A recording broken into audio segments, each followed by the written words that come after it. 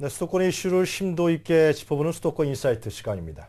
오늘은 수도권의 모든 곳을 통계를 통해서 알아보기 위해서 리서치 배종찬 본부장 모셨습니다. 안녕하십니까? 안녕하십니까? 네. 자, 이번 설날 연휴 동안의 화두가 아무래도 그 개인 카드 정보 유출 아니겠습니까? 결국은 이 문제는 우리 시민들의 어떤 생활상의 안전의 문제, 그리고 신뢰도에 대한 문제라고 생각이 드는데, 오늘 들고 나오신 여론조사는 신뢰도에 대한 것이라고 그러던데요. 그렇습니다. 설날 밥상에 가장 중요했던 이야기는 바로 이 먹고 사는 문제였고요. 네. 더 중요한 것은 과연 우리 사회에 이런 어떤 카드 개인정보 유출과 관련된 이런 어떤 논란들이 끊이지 않고 있지 않습니까? 네. 그리고 정부에서는 조류 인플루엔자 이 상황에 대해서 고기를 익혀 먹으면 된다라고 하지만 여러 가지 루머들이 또 난무하는 네. 그런 상황이거든요. 중요한 것은 이제는 이 선진국의 도상에 있는, 선진국이 어떻게 보면 되었다라고 하는 한국 사회가 과연 믿을 만한 사회인가, 신뢰할 만한 사회인가라는 조사 결과를 소개해드리도록 하겠습니다. 네. 네, 국민들은 우리 사회 신뢰도에 대해서 몇 점을 주고 있고 또 어떻게 생각하는지 정말 궁금합니다. 어떻게 나왔습니까? 네, 이번 조사는 설날 직전에 세계일보와 리서치의 조사 결과인데요. 네. 전국 1000명을 대상으로 했던 조사 결과입니다. 이 사회적 신뢰라는 게 얼마나 중요하냐면 우리가 경제활동을 하더라도 대부분 신뢰를 바탕으로 하지 않습니까? 네, 그렇죠. 서로 믿지 못한다면 여기에서 발생하는 비용은 너무나 클 수밖에 없을 텐데 네. 이건 뭐 이런 의미 있는 말을 제가 한 이야기는 아니고 미국의 정치학자인 프랜시스 후쿠야마 이 스탠포드 대학의 석좌 교수인데 이 사회적 신뢰가 있어야만 그만큼 경제적 효율성을 높여준다라고 얘기를 했는데 우리 사회 점수를 말씀드리기 전에 제가 이런 이유를 드리는 것은 점수가 상당히 나쁩니다. 이 그래요? 100점 만점을 기준으로 할 때 선생님께서는 현재 한국 사회의 신뢰도는 몇 점 정도라고 생각하십니까? 라는 질문에 네. 57.4점. 네, 겨우 절반 정도를 좀 그러네요. 넘긴 점수에 불과했거든요. 어떻게 보면 100점 만점으로 보았을 때 이 고작 반 정도를 넘긴 정도 점수에 낙제점 불과합니다. 이하입니다. 그렇습니다. 실질적으로 이것을 비율상으로 따져보더라도 우리나라의 신뢰도가 좋다라고 하는 경우는 50%가 조금 넘는 수준이었고요. 보통 이거나 나쁜 경우가 한 50%에 달하는 100점 만점의 점수인데 특히 중요한 것은 이 30대에서는 51.4점이었습니다. 네. 특히 연령대로 보더라도 상당히 이 30대 낮은 점수인데 서울의 경우에도 별반 다르지가 않았습니다. 58.6점으로 나타났고요. 네. 인천 경기의 경우에도 마찬가지로 55점. 이 우리 사회 특히 이 대도시 수도권 권역에서도 한국 사회 신뢰도는 별달리 높지 않았습니다.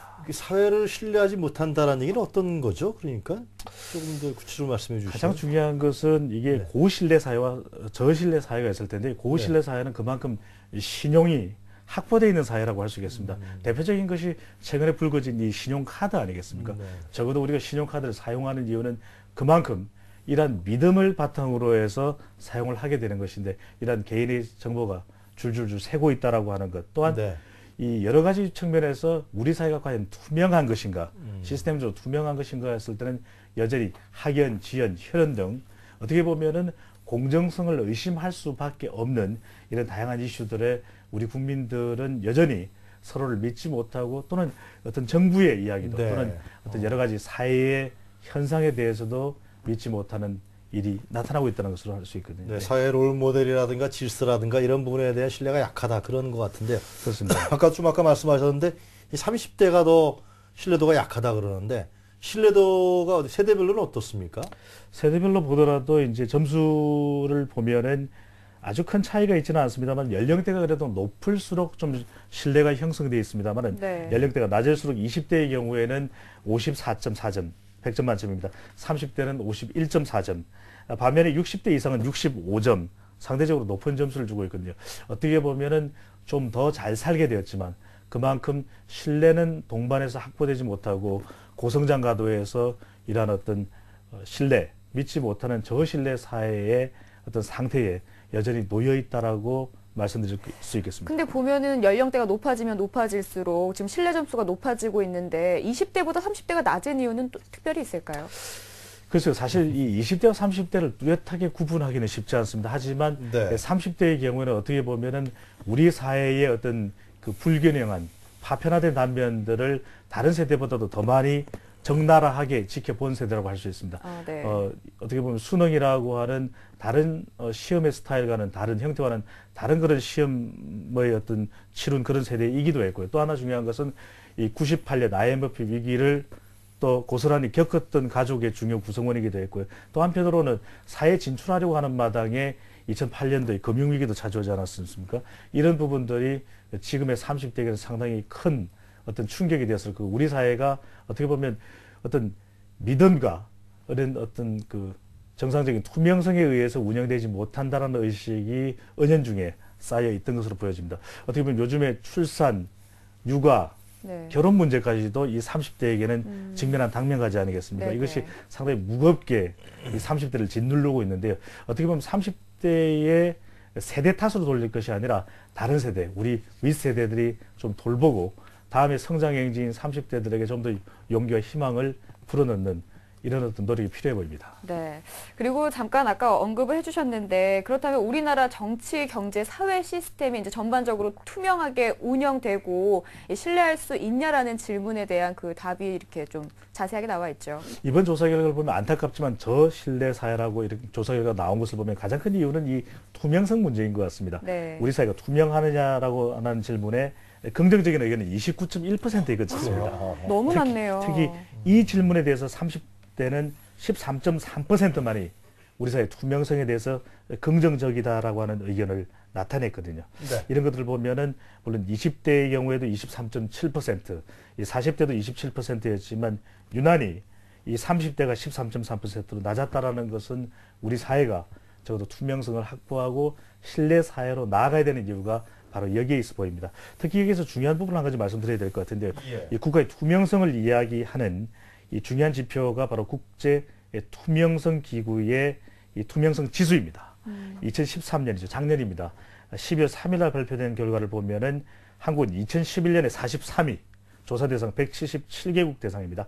2012년에는 45위, 그리고 2013년에는 여전히 46위입니다. 네. 이 경제 규모를 우리는 대체적으로 뭐 7위 또는 네. 10위권 내외다라고 보지 않습니까? 그리고 상당히 문화 한류 이런 것도 전 세계 아시아 이렇게 퍼지고 확산되고 있는 가운데 이런 한국의 투명성만큼은 후진성을 면치 못하고 있다라고 하는 부분인데 이런 부분에 대해서 아까 말씀드렸던 스탠포드 대학의 후쿠야마 교수는 한국은 저신뢰 사회다.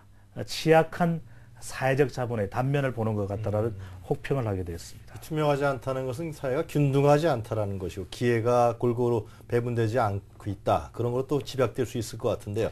그 이유는 어떤 겁니까? 그렇습니다. 상당히 폐쇄적이라고 볼 수밖에 없을 것 같은데 그만큼 어떻게 보면 우리 사회가 아까도 말씀드렸듯이 네. 학연, 혈연, 지연 등 아직까지도 어떤 공정성이 충분히 확보되지 못한 측면이 있습니다.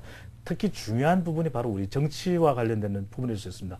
정치인이 한 약속, 어떻게 보면 정부가 한 약속 네. 또는 우리 사회 지도자들이 한 약속이 반듯하게 지켜져야 되는데 그런 부분들이 비일비재하게 지켜지지 않는다는 점이 총체적으로 우리 사회의 어떤 이런 투명성이 낮아지는 것이 만연되도록 하는 원인으로 보여지고요. 네. 바로 그런 부분 때문에 국민들조차도 어떻게 보면 이러한 교육 자체도 제대로 실시되지 못함으로써 우리 사회가 신뢰를 그동안 쌓아오지 못하고 어떻게 보면 끼리끼리 모이는 끼리끼리 내에서 어떻게 보면 원정주의가 발동하는 이러한 것들이 지속되어 왔다. 네. 좀 안타까운 일입니다. 네. 이 전체적인 사회 시스템이 투명하다라고 생각하느냐에 긍정표를 던진 사람들이 29.1% 정도밖에 되지 않는데 그러면 이렇게 기관별로 살펴봐도 좀 낫지 않을까 이런 생각이 드는데 어떻습니까?